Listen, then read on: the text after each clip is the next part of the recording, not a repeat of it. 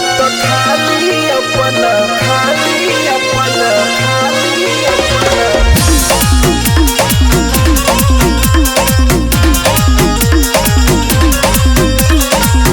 केहू नाही साथ दी भाई से बढ़ के लक्ष्मण के जैसन राम जी भाई दिहल गढ़ के।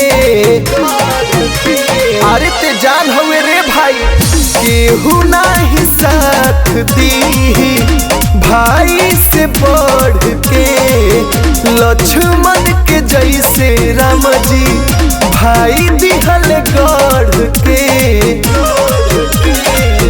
नाही कोनो सोहरत नाही पाई खाती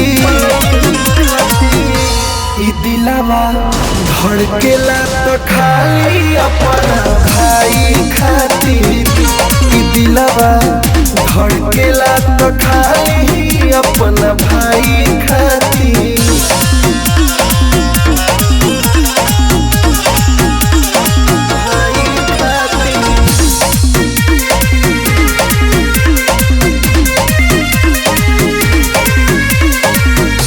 युग युग ले बनल रहे भाई के प्यार हो हरदम फुलाइल रहे छोटका हमार हो छोटका हमार हो। भाई मोर शान हवे कि मोर पहचान हवे हरदम जिएला मोर भलाई खातिर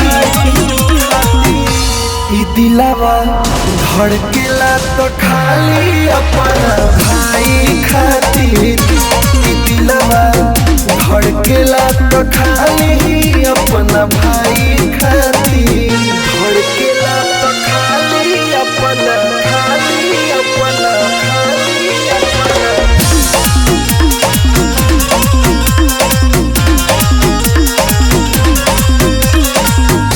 भाई के रिश्ता होला बहुत ही प्यारा आखिरी समैया में इहे दी सहारा इहे दी सहारा। केहू न दबाई हो जब ले रही भाई हो चांद जैसे फेमस गोराई खातिर ई दिलावा धड़केला तो खाली अपना भाई खातिर।